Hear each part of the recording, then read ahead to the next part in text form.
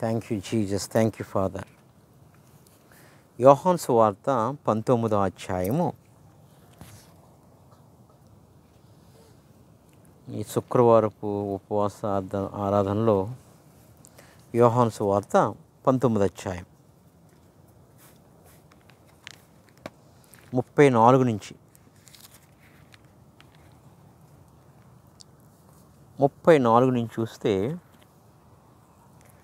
సైనికులలో ఒకడు ఈటెతో ఆయన ప్రక్కన పొడిచెను.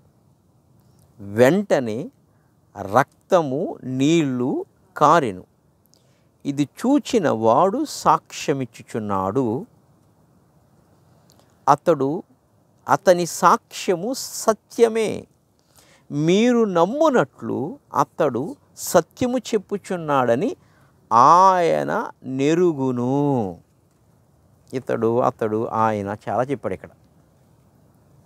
36వ వచనం, అతని ఎముకలలో ఒకటి అయినను విరుగబడదు అను లేఖనము నెరవేరినట్లు ఇవి జరిగెను.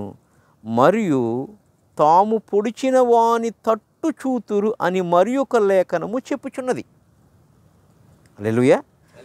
ఆ లేఖనం ఆల్రెడీ మనం చెప్పాను, అది వీడియో అప్లోడ్ చేద్దాం.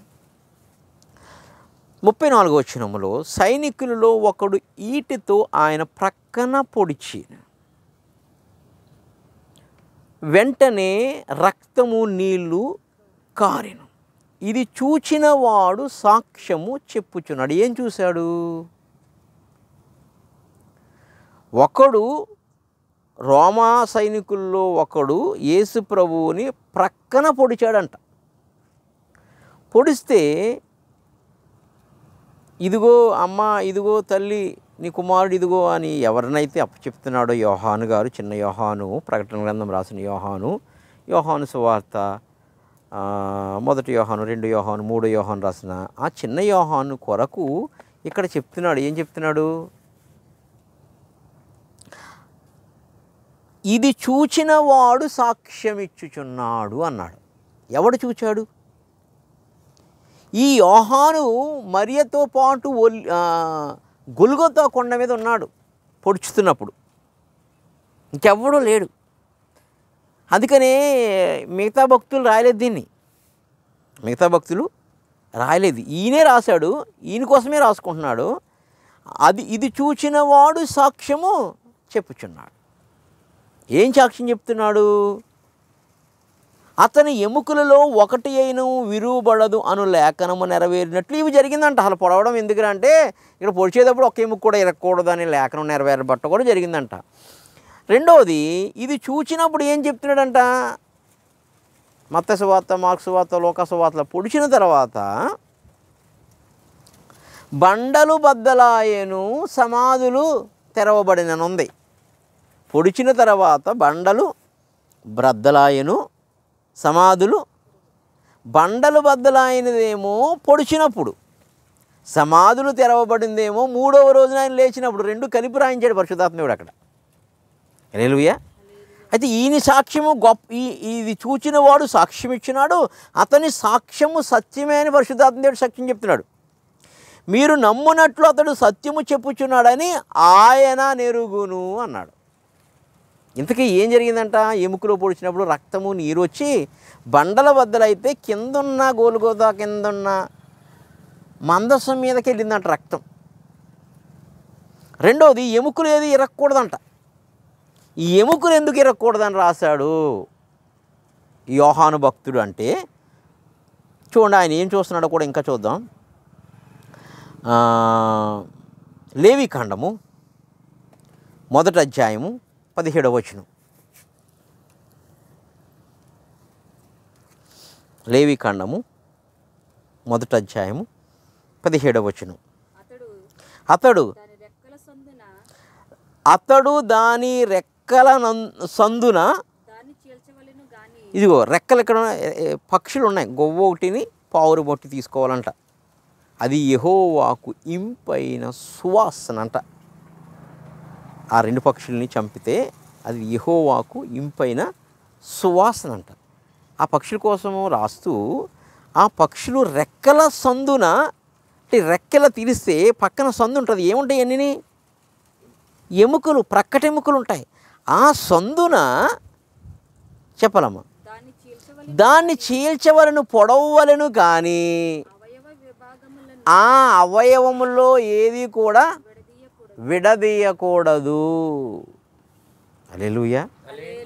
యేసుప్రభువే ఈ పావురం. యేసుప్రభు అనే పావురం. అందుకని ఆయన మీద బాప్తిజం తీసుకున్నప్పుడు ఏమో దిగొచ్చింది? ఆత్మ. ఈ పావురముని మనం ఏం చేయకూడదంట? అవయవాలు ఊడదీయకూడదంట. ఈ రెక్కెత్తి ఆ డొక్కలు ఉన్న ఏదైతే ఎముకలు ఉన్నాయో అక్కడ ఎముకల దగ్గర చీల్చాలంట. ఎక్కడ, ఎలా చీల్చాలి? ఈ యోహాను భక్తుడు ఎలాగైతే కనుక చూస్తున్నాడో ఎముకలు విరక్కుండా, ఓన్లీ ఆ ఎముకల ప్రక్కటెముకలు ఎలాగైతే రోమా సైనికుడు పొడిచినప్పుడు రక్తము నీరు ఎలా వస్తుందో అలాగే ఈ పావురంలోంచి కూడా రక్తము నీరు రావాలంట. ఎందుకు అసలు ఎముకలు ఇరగకూడదు? ఇది సబ్జెక్టు. ఏమవుతుంది ఇరిగితే? లేఖనం చెప్పిందేనండి, కరెక్టే సార్. ఎముక ఇరిగితే ఏమవుతుంది? ఆయన లేచినప్పుడు ఆయన ఆత్మ గాలిని ఊదినప్పుడు యెహెజ్కేలు గ్రంథంలో ఎక్కడెక్కడో పడున్న ఎముకలన్నీ ఏకమవట్లేదా? ఒక ధ్వని పుట్టట్లేదా? ఈయన ఎముకలు ఎందుకు ఇరగకూడదు? హల్లెలూయా. ఈయన ఎముక ఎందుకు ఇరగకూడదో తెలిస్తే ఆయన ఎముక ఎక్కడదో తెలుస్తుంది నీకు. హల్లెలూయా, హల్లెలూయా. ఇది ఆది కాండంలో ఉంది, చూడదాం. ఆది కాండంలో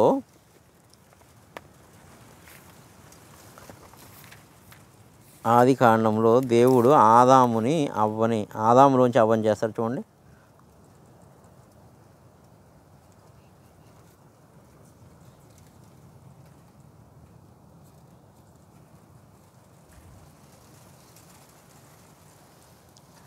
ఇరవై 1:2 అప్పుడు దేవుడైన యెహోవా ఆదామునకు గాఢ నిద్ర కలుగజేసి అతడు నిద్రించినప్పుడు, గాఢ నిద్ర కలుగజేసి అతడు నిద్రించినప్పుడు, ఇప్పుడేమో అనస్థీస్ వచ్చింది కదా, మొత్తు. అప్పుడేమో పరిశుద్ధాత్మ ద్వారా మొత్తు. ఈ విషయం మరలా మీకు అబ్రహాము కూడా ఖండములుగా చీల్చి జంతువుల్ని, పక్షుల్నేమో మెడ మాత్రం నులిమి పక్కన పడేస్తాడు. వాటిని చంపకూడదు అలా. ఎందుకంటే యేసుప్రభు గారు తలవాల్చి చనిపోయాడు కాబట్టి మెడ మాత్రమే నులమాలు తప్ప చంపడానికి లేదు. కత్తి పెట్టి చీల్చమన్నాడు ఇక్కడ. హల్లెలూయా. అలా ఆయన కూడా గాఢ నిద్ర కలిగేసిన తర్వాతే ఆయన ప్రత్యక్షం అవుతాడు. ఈయనకి ఇంకా గాఢ నిద్ర కలగజేసి ఈయన శరీరంలోంచి ఒక ఎముక తీయాలి. హల్లెలూయా. ఆ ఎముకే మొత్తం అంతా ప్రాబ్లం చేసింది. ఆ ఎముకే మొత్తం జీవం గల వాడికి ప్రతివాడికి తల్లే, కానీ జీవం గల ప్రతివాడికి పాపమని తీసుకొచ్చింది ఆ ఎముక. అందుకనే ఈ ఎముకలు విరగకూడదు. ఆ ఎముక విరిగినట్టు. లాజిక్ మీకైనా అర్థమైందో లేదు. అవ్వ ఎముక, ఆదాము ఎముక తీసి విరగొట్టి తీశాడు, కానీ ఎముకలు విరగకూడదు సుమా. కడపటి ఆదాము ఎముక మాత్రం విరగకూడదు. హల్లెలూయా, హల్లెలూయా. నిద్రించి అతని ప్రక్కటెముకలలో ఒకదానిని తీసి ఆ చోటున మాంసముతో పూడ్చి, మాంసంతో పూడ్చాలంటే మరి వేరే మాంసం ఉందా? ఇంకెక్కడైనా కొత్తదే? ఒక్కటే సృష్టి కదా. ఆయన మాంసమే తీసి ఆపరేషన్ చేసాడు అంటున్నాను నేను. అది చేసి పూడ్చి వేశాను. తరువాత దేవుడైన యెహోవా తాను ఆదాము నుండి తీసిన ప్రక్కటెముకను స్త్రీనిగా నిర్మించి ఆమెను ఆదాము వద్దకు తీసుకొని వచ్చెను. హల్లెలూయా, హల్లెలూయా. ఈ టెక్నాలజీ త్వరలో రాబోతుంది. మనుషుల కలయిక లేకుండానే, మనుషులు ఇప్పుడు టెస్ట్ ట్యూబ్ బేబీస్ అని ఇవన్నీ వస్తున్నాయి కదా. ఇప్పుడు ఇద్దరు పురుషులకు సంబంధించిన పట్టుకొచ్చి వేరే స్త్రీ పెడుతున్నారు, వీళ్ళు మోయకుండా తల్లి మోయకుండానే పెడుతుంటే ఆ తల్లి అద్దె గర్భంలో మోస్తుంది. ఆ టెక్నాలజీ వచ్చేసింది, అది సక్సెస్ అవుతూ ఉంది ప్రస్తుతం. అది కాదు, ఈ టెక్నాలజీ ఏంటంటే అసలు తల్లి తండ్రి గర్భం ఈ మోల్చే గర్భమే లేకుండా ఈ గర్భానికి బదులు అద్దె గర్భం వాడుతున్నారు. ఇప్పుడు అద్దె గర్భం కూడా మానేస్తారు. ఇప్పుడు ఈ టెక్నాలజీ ఎటువంటిదంటే ఇజ్రాయెల్ ఆల్రెడీ నిరూపించి చూశారు. గర్భం లాగానే ఒక ఒక ఒక ఒక పనిముట్టిని తయారు చేస్తారు. తల్లి గర్భం ఎటువంటిదో అలాగే ఒకదాన్ని తయారు చేస్తాడు. దాంట్లో పిల్లల్ని కనేలాగా చేస్తారు. హల్లెలూయా. పిల్లల్ని కనేలాగా చేస్తారు. ఇవన్నిటికి ఆధారం అంతా ఆదాము నుంచి వచ్చింది. మరీ గర్భంలోంచి అద్దె గర్భం తీసుకోవాలనేది మరీ గర్భంలోంచి ఈ సృష్టి అక్కడి నుంచే ప్రకృతి సంబంధమైన మనుషులు దాన్ని వాడుకోవడం మొదలుపెట్టారు. దురాత్మ కూడా దానికి సహకరిస్తుంది. హల్లెలూయా, హల్లెలూయా. అయితే దాని చోటును మాంసంతో పూడ్చివేసెను. తరువాత దేవుడైన యెహోవా తాను ఆదాము నుండి తీసిన ప్రక్కటెముకను స్త్రీనిగా నిర్మించి ఆమెను ఆదాము వద్దకు తీసుకొని వచ్చెను. అప్పుడు ఆదాము ఇట్లా నేను మీరు ఎన్ని రోజులు పట్టిందో మనకు తెలియదు నిర్మాణం చేసి. ఇప్పుడు మనకి 9 నెలలనే ప్రాసెస్ ఉంది ప్రకృతి సంబంధంగా. సృష్టి పెట్టిన నియమం ప్రకారం కూడా. మరి అది ఎన్ని నెలల తర్వాత ఆమెని నియమించి ఆ స్త్రీగా ఎముకని ఒక ఎముక తీసి స్త్రీగా తయారు చేసాడు. ఎవరు ఎముకది? ఆదాము ఎముక. ఆదాము ఎవరి ద్వారా వచ్చాడు? దేవుని ద్వారా వచ్చాడు. ఆదాము ఎముకలోంచి ఎముకను తీసి ఆ తీసిన ప్లేస్లో మాంసంతో పూడ్చి, అంటే ఆయన ఒక్కడికే మనందరికన్నా ఒక తక్కువ ఎముక ఉందన్నమాట. హల్లెలూయా. అప్పుడు ఆదాము దగ్గర తీసుకొస్తే అప్పుడు ఆదాము ఇట్లా నేను నా ఎముకలలో ఒక ఎముక నా మాంసములో మాంసము అన్నాడు. ఇది నాలో నుండి తీయబడును గనక నారి అనబడును అన్నాడు. నా ఎముకలలో ఒక ఎముక అన్నాడు. నా మాంసములో అంటే ఆదాము మాంసమే ఎవరికి వచ్చింది? అవ్వకొచ్చింది. ఆయనలోంచి తీయబడిన ఎముకకి ఆయన మాంసం ఉందని వాక్యం చెప్తుంది. ఆయన ఎముకే అని చెప్తుంది. ప్రసంగిలో ఏం చెప్తున్నాడు సొలొమోను? ఎముకలు, అందరి ఎముకలు తల్లిలోంచో తండ్రిలోంచో వచ్చి ఎదుగుతాయేమో, కానీ ఒక ఎముక మాత్రము, కొన్ని ఎముకలు మాత్రము పరిశుద్ధాత్మ గాలి ద్వారా గర్భంలో, చూలాలి గర్భంలో ఎముకలు ఏ రీతిగా ఎదిగినో మీరు ఎరుగరు అన్నాడు. అని కింద గాలి కోసం మాట్లాడతాడు పరిశుద్ధాత్మ. ఆ గాలి ఎక్కడి నుంచి వచ్చినో ఎటు పోవనో మీకు తెలియదు అంటాడు. అది యోహాను సువార్తలో ఉందని కూడా చూపించాను. అంటే ఈ ఎముక, ఆదాములోంచి తీయబడిన ఎముక స్త్రీగా మారితే ఆ స్త్రీని పట్టుకొచ్చి ఆదాము దగ్గర పెడితే ఇది నా మాంసము, నా ఎముక అన్నాడు.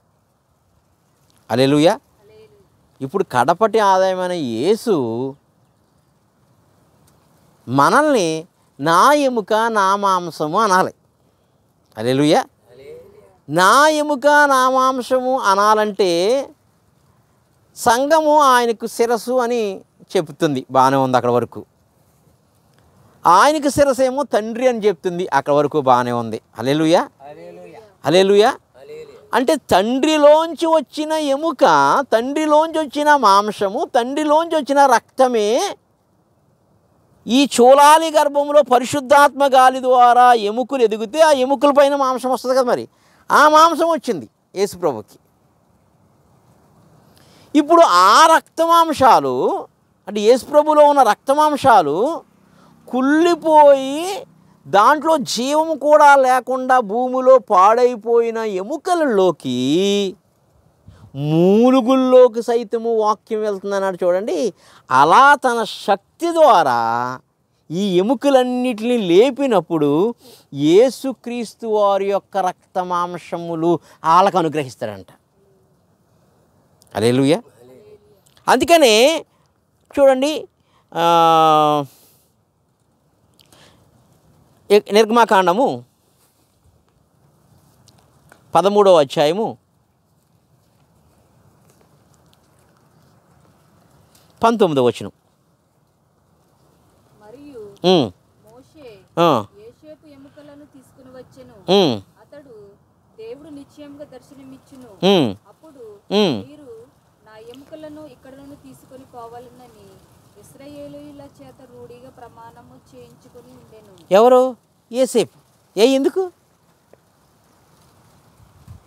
ఎందుకంటే నా తండ్రి నుంచి వచ్చిన ఎముక ఉంది చూసారా, నా తల్లి నుంచి వచ్చిన ఎముక ఉంది చూసారా, ఆయన ఆ ఎముకని పాపము చేయడం వల్ల అప్పుడు మాత్రం చెప్పాడు. పాపం చేసిన తర్వాత ఆ ఎముక కోసం ఏమన్నాడు? నువ్విచ్చిందే అన్నాడు. హల్లెలూయా.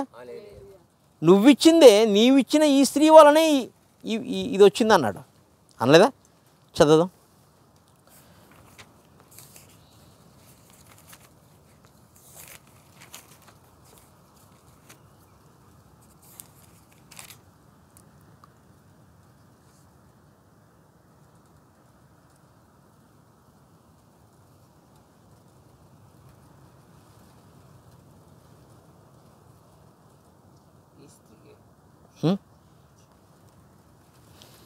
పన్నెండవ వచనం. అందుకు ఆదాము, నాతో నుండుటకు నీవిచ్చిన ఈ స్త్రీయే ఆ వృక్ష ఫలములు కొన్ని నాకియ్యగా నేను తింటిననెను. హల్లెలూయా. వృక్ష ఫలాలు కొన్ని ఈయనకిస్తే తిన్నాడంట. ఈమెకి ఎవరిచ్చాడంట? సాతాను కోసి ఇచ్చాడంట. సాతాను కోసి ఇచ్చాడంట. చూడండి, ఆ స్త్రీని అడుగుతాడు. చూడండి. అప్పుడు దేవుడైన యెహోవా స్త్రీతో, నీవు చేసినది ఏమిటని అడుగగా, స్త్రీ, సర్పము నన్ను మోసపుచ్చినందున తింటున్నాను నేను. ఓకే.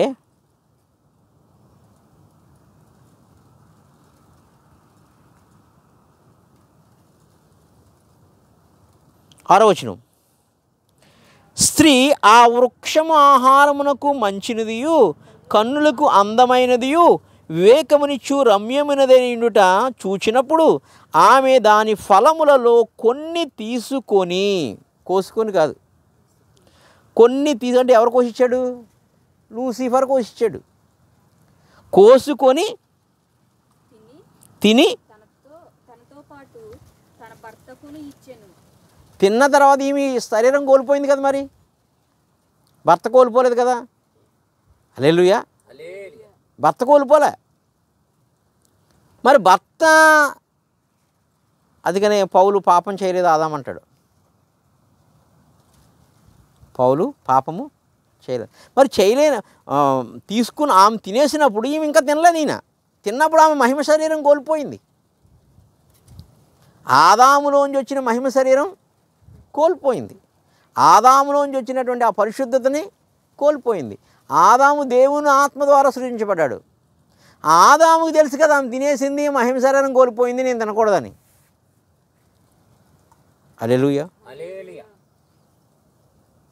ఆయన కూడా తినేసాడు. తినేసిన తర్వాతే చెప్తున్నాడు డైలాగ్, నువ్వు ఇచ్చిన ఈ స్త్రీ అని.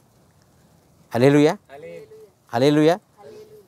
దీన్ని అందుకనే నా మాంసములో నా మాంసము, నా శరీరంలో నా శరీరం అన్నాడు తప్ప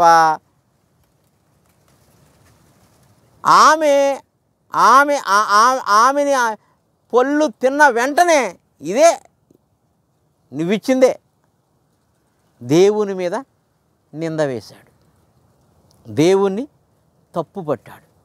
ఇప్పుడు ఆ మాంసము ఆ శరీరము పాపమయమైపోయింది కాబట్టి కొత్త ఎముకలు, కొత్త మాంసము, కొత్త రక్తము రావాలి. అసలు ఎముకలు ఎందుకు? ఇప్పుడు ఎముక ఉంది, పైకి లేకపోతే ఎముకలు ఉన్నాయి కాబట్టి. ఈ ఎముకలకి ఏదైనా పెట్టవచ్చు, నరాలు పెట్టవచ్చు, మాంసం పెట్టవచ్చు, రక్తం పెట్టవచ్చు, లోపల అవయవాలు పెట్టవచ్చు, ఏదైనా పెట్టవచ్చు. అసలు ఎముకలే లేకపోతే మాంసం పెట్టలేం, నరాలు పెట్టలేం, చర్మం కూడా పెట్టలేం పైన. కాబట్టి మొదట ఈ చూలాలి గర్భంలో ఎముకలు ఎలా ఎదుగుతున్నాయంటే పరిశుద్ధాత్మ గాలితో ఎదుగుతున్నాయి. అది ప్రభువు అయిన యేసుక్రీస్తు వారి యొక్క ఎముకలు, అది ప్రభువు అయిన యేసుక్రీస్తు వారి యొక్క మాంసము, రక్తము. హల్లెలూయా, హల్లెలూయా. ఈ చూలాలు ఎవరంటే కనుక మరియా. హల్లెలూయా. మరియ గర్భంలో ఆయన చూసి రాసిన మహాజ్ఞానం ఆయన. పరిశుద్ధాత్మ గాలి ద్వారా ఎముకలు ఎదుగుతున్నాయి. ఎందుకయ్యా ఎముకలు? ఒక ఎముక తీశాడు ఆయన, ఆ ఎముకలోంచి పాపం వచ్చేసింది. ఆ పాపము ఎముక గర్భాన్ని దాల్చి దురాశ ఆశపడి పండు తినేం చేసింది? గర్భాన్ని దాల్చి కయీను మరణాన్ని కన్నది, పాపాన్ని కన్నది, పాపాత్మలను కంటుంది. ప్రతి ఒక్కడు ఆదాములోంచి వస్తున్నావు, ఆవలోంచి వస్తున్న అందరూ కూడా జీవం గల తల్లే. అందరికీ జీవం ఉంది మనలో కూడా, కానీ ఏముంది లోపల? పాపం లేకపోతే హెబ్రీ రాసిన పత్రికలు మూలుగుల్లోకి ఎందుకు వెళ్తుంది? ఇది లేదా? హెబ్రీ రాసిన పత్రికలు విభాగింపబడి ఎముకల్లోనికి, మూలుగుల్లోనికి, తలంపుల్లోనికి. ఇప్పుడు కొత్త ఎముక వచ్చింది, కొత్త మాంసం వచ్చింది, కొత్త రక్తం వచ్చింది. అందుకని ఆయన చూస్తున్నాడంట. పొడిచినప్పుడు ఆ రక్తము సరాసరి కింద ఉన్న మందసం దగ్గరికి బండల బద్దలై వెళ్ళిందంట. అందుకని ఆ ఎముక విరగ్గొట్టబడలేదంట. విరగ్గొట్టబడిన ఎముక కోసం ఏం చెప్తున్నాడు? ఏ ఎముకలోంచి వచ్చిందో ఆ ఎముక ద్వారా తయారు చేయబడిన ఆ స్త్రీ కోసం మొదటేం డైలాగ్ బాగానేసాడు. తర్వాత ఏం చేశాడు? పాపం వచ్చిన తర్వాత ఈ స్త్రీ ఏం చేసింది? ఆ సర్పమే. హల్లెలూయా. ఇప్పుడు ఆ స్త్రీ మన సార్వత్రిక సంఘం, ఈ మొదటి ఆదాము, ఈ కడపటి ఆదామైన యేసుక్రీస్తు. అందుకని ఈయన ఎముక విరగదు. అందుకని యేసేపు ఏం చెప్తున్నాడు? మోషే అంటారా, ఆయన మోషే ఐగుప్తులో ఉన్న ఎముకలను కూడా తీసుకుని వెళ్తున్నాడు. కుళ్ళిపోలేదు అప్పటికి. 430 సంవత్సరాలు కదా, 430 సంవత్సరాలు ఉన్న తర్వాత ఎముకలు ఉంటాయా? ఆ కుళ్ళిపోయిన ఎముకలను కూడా తీసుకొని షెకెములో పాతి పెడుతున్నాడంట. హల్లెలూయా. అబ్రహాం ఏమో మక్ఫెలా గుహ కొనుక్కున్నాడు, ఈయన షెకెములో గుహలో తండ్రి దగ్గర ఆ ఎముకలు. ఎందుకు? ప్రభువు వచ్చినప్పుడు ఈ ఈ ఈ ఎముకలు కాదు, ఆయన ఎముకలు, ఆయన మాంసము, ఆయన రక్తము. అందుకని ఆయనలోనికి, అంటే ఆయన మరణంలోనికి మనం బాప్తిజం పొందుతున్నాం. ఇప్పుడు శిరస్సు ఎవరవుతారు? శరీరం ఎవరు ఇచ్చిందారు? మాంసం ఎవరు ఇచ్చారు? రక్తం ఎవరు ఇచ్చారు? ఎముక ఎవరు ఇచ్చారు? ఆదాము ఇచ్చారు అవ్వకి. అప్పుడు ఆదాము ఏమంటున్నాడు? ఈమె నా ఎముక, ఈమె నా శరీరం, ఈమె నారి అనబాను, ఈమె సమస్త జనములకు తల్లి, ఈమె శిరస్సుని నేను అంటున్నాడు. హల్లెలూయా. ఇప్పుడు కొత్త నిబంధన అలా కాదు. ఆ శిరస్సు ఎట్టుకుంటే ప్రమాదం, ఆ మాంసం ప్రమాదం, ఆ రక్తం ప్రమాదం, ఆ ఎముక ప్రమాదం అని ఎముకలు విర్రకొట్టకుండా పావురానికి చేల్చాలి. ఆ పావురమని యేసుక్రీస్తును సిలువలో వేసినప్పుడు ఎముక విర్రక్కోకుండా బల్లిపొడితో పొడవాలి. పొడిచినప్పుడు రక్తం వస్తుంది, నీరు వస్తుంది. అది నేను చూశాను. మందసం మీదకి వెళ్ళింది. ఆ మందసం మీదకి పట్టికెళ్ళగలిగి అతని రక్తాన్ని పట్టికెళ్ళి ముట్టగలిగే పరిశుద్ధుడే ఈ విశ్వంలో లేడంట. హల్లెలూయా. ఎందుకు? అది పరలోకంలోంచి వచ్చిన ఎముక. అందుకనే తండ్రి కుమారుడికి శిరస్సు ఎవరంటే కనుక తండ్రి. అంటే ఇప్పుడు ఎవడ ఎముక? ఆయన నా ఎముక, నా ప్రక్కట. అందుకని ఆయన కుడి పార్శ్వమున కూర్చుంటాడు వెళ్ళి. హల్లెలూయా. ఇప్పుడు మనమే ఎవరి ఎముక? యేసుక్రీస్తు వారి యొక్క ఎముక, యేసుక్రీస్తు వారి యొక్క రక్తం, యేసుక్రీస్తు వారి యొక్క మాంసమై ఉన్నాం. కాబట్టి ఆదాము ఆ డైలాగ్ నెరవేర్చలేకపోయాడు, ఆ ప్రాఫెసీ నెరవేర్చలేకపోయాడు, ఫుల్ఫిల్ చేయలేకపోయాడు. కడపట ఆదాము వచ్చి చెప్తున్నాడు, నా రక్తము, నా మాంసము, ఇది నా కన్యక. హల్లెలూయా, హల్లెలూయా, హల్లెలూయా. ఇంకా చూడండి లూకా సువార్త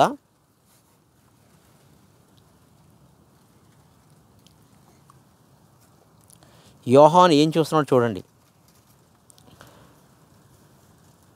24వ అధ్యాయము 24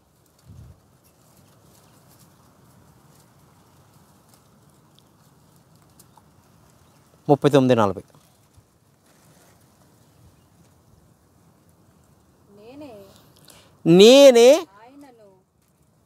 నేనే ఆయనను అనుటకు నా చేతులను నా పాదములను చూడుడి, నన్ను పట్టి చూడుడి. ఏంటి? ఇలా పట్టికిని చూడాలంట, చేతుల్ని పాదాలని పట్టి చూడుడి. నాకున్నట్టు మీరు చూచుచున్న ఎముకలను మాంసమును. Catch the point. ఏంటి? మీరు చూచుచున్న ఎముకలను, నాకున్నట్టుగా మీరు చూచుచున్న ఎముకలను మాంసమును భూతములకు ఉండవని చెప్పి తన చేతులను పాదములను వారికి చూపించెను. చూడండి నా ఎముకలు, చూడండి నా మాంసం, పట్టు చూడండి అంటే అందరూ 12 మంది వచ్చి తాకు చూశారంట. హల్లెలూయా, హల్లెలూయా.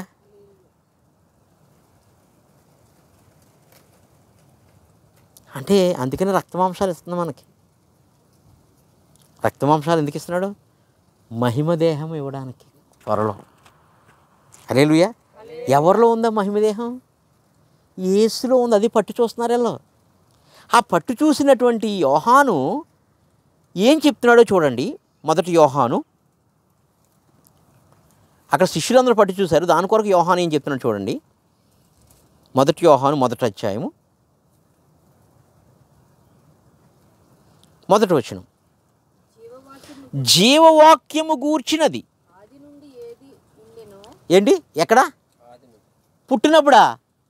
కాదు, అక్కడున్నప్పుడు.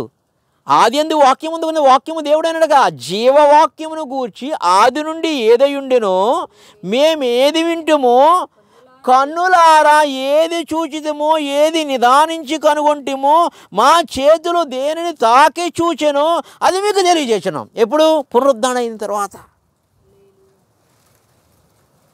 మనలాంటోడు అనుకున్నాం, కాదు ఈయన. హల్లెలూయా. అందుకని అక్కడంట మీరు ఆ యోహాను సువార్త 24:39-40 చదివాం కదా. ఆ శరీరాన్ని చూసి ఆశ్చర్యపడుచున్నారంట తప్ప నమ్మట్లేదంట. అలా ఉంది బైబిల్లో. ఏంటి? ఆశ్చర్యపడుచున్నారు. అబ్బా ఎంత మహిమ దేహం ఇది, ఎలా వచ్చేసావు డోర్లు లేక, డోర్లన్నీ వేసొస్తుంది అని ఆశ్చర్యపడుతున్నారు తప్ప నమ్మట్లేదంట. అందుకని ఇక్కడ ఏం చెప్తున్నాడంటే ఇది ఈ జీవవాక్యమును గూర్చి ఆది నుండి ఏమై ఉండను. ఆది నుండి ఏముంది? వాక్యము. వాక్యము దేవుడే అన్నాడు. అది దేవుడై ఉన్నవాడు వచ్చాడు రా గర్భంలోనికి తప్ప మరీ నుంచి ఆదాము నుంచి ఎవరి నుంచి రాలేదు. దాన్ని పట్టు చూశాను నేను, కన్నులారా పట్టు చూశాను అని 1 యోహానులో చెప్తున్నాడు. చూడు, జీవవాక్యమును గూర్చి ఆది నుండి ఏది ఉండెనో మేమేమిది వింటామో కన్నులారా ఏది చూచిదమో ఏది నిదానించి కనుగొంటామో మా చేతులు దేనిని తాకి చూచెను. ఆయన శరీరాన్ని, ఆయన గాయాన్ని అది మీకు తెలియజేస్తున్నాం. ఏంటంటది? ఆ జీవము ప్రత్యక్షమాయను. ఎక్కడుంది? ముందు పరలోకంలో ఉంది. తండ్రి యొద్ద ఉండి, చూడండి, తండ్రి యొద్ద ఉండి మాకు ప్రత్యక్షమైన ఆ నిత్య జీవమును మేము చూచి, యేసుక్రీస్తు వారి శరీరమును మాంసమును ఎముకలను, హల్లెలూయా, చూచి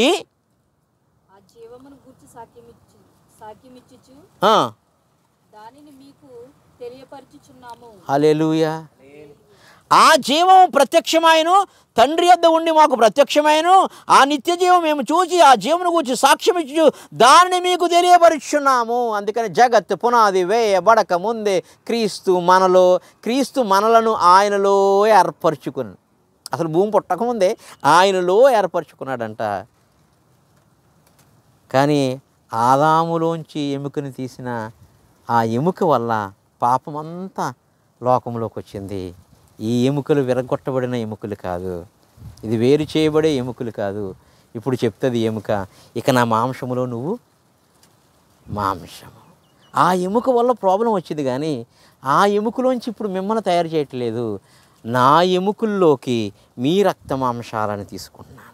మిమ్మల్ని అందరినీ జగత్తు పునాది వేయబడక ముందే నాలో ఏర్పాటు చేసుకుని నియమించుకున్నాను. హల్లెలూయా.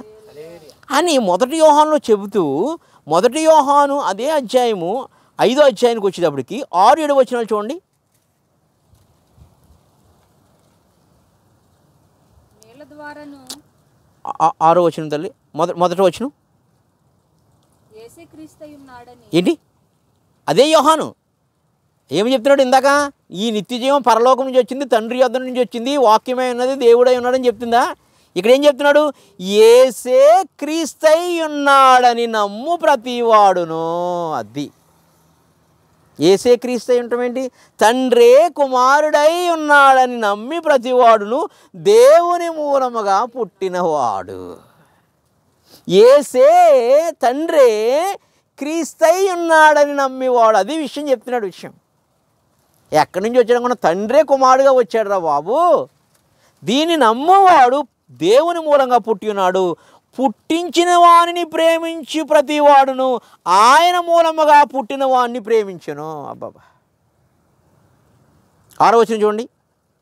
నీళ్ళ ద్వారాను రక్తము ద్వారాను వచ్చినవాడు ఈయనే.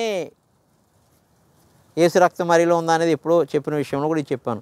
నీళ్ళ ద్వారాను రక్తము ద్వారాను వచ్చాడంటే ఈయన. ఆదాములోంచి అవ్వలోంచి కాదు, పరలోకములోంచి వచ్చాడంట. వచ్చాడు, కేమ్ అని ఉంది ఇంగ్లీష్లో. చదువుతాను ఆగండి. మొదటి యోహాను 5, మొదటి యోహాను కదా, మొదటి యోహాను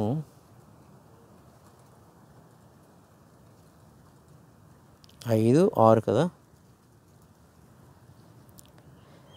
this is that came by water and blood, even Jesus Christ, not by water only, but by water and blood, and it is the Spirit that beareth witness, because the Spirit is truth.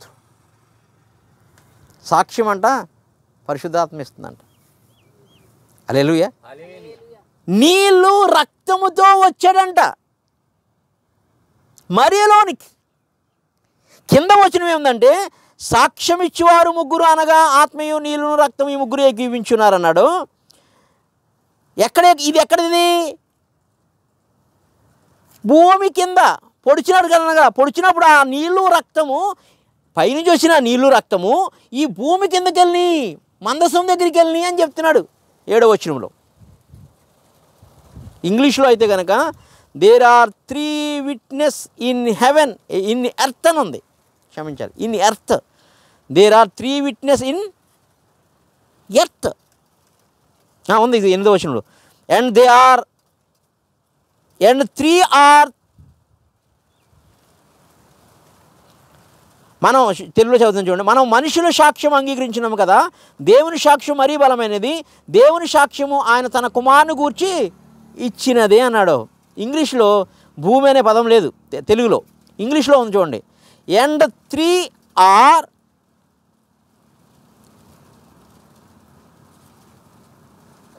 and there are 3 the bear witness in earth, the spirit and the water and the blood, and these 3 agree in one. ముగ్గురు ఒక్కటై ఉన్నారు అని చెప్తున్నాడు. హల్లెలూయా.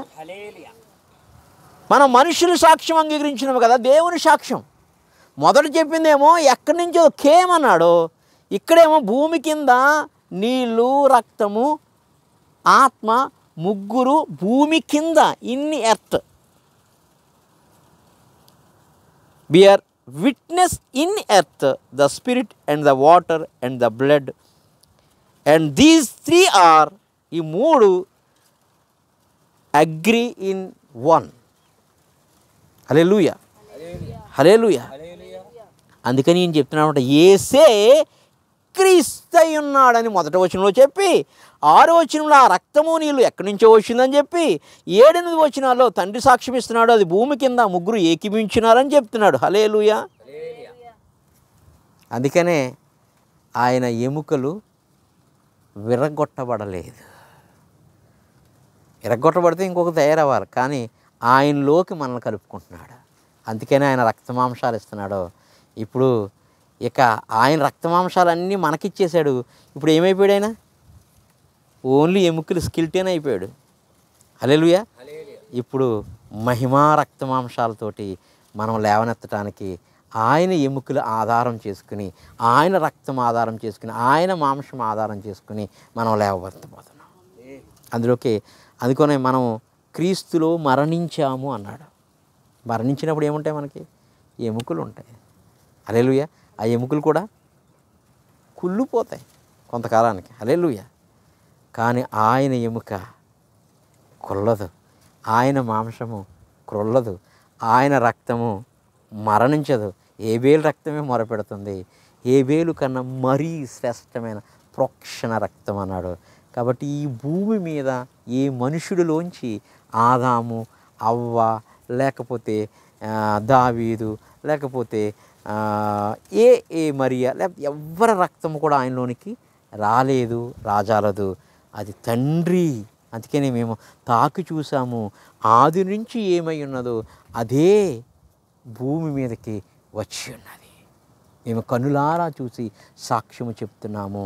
అందుకైనా రక్తమాంసములతో మనము భుజించి ఆయన రక్తమాంసంలో పాలిభారం అవుతాం. కాబట్టి ఇప్పుడు ఆ స్త్రీని చూసి, ఏ స్త్రీని చూసి?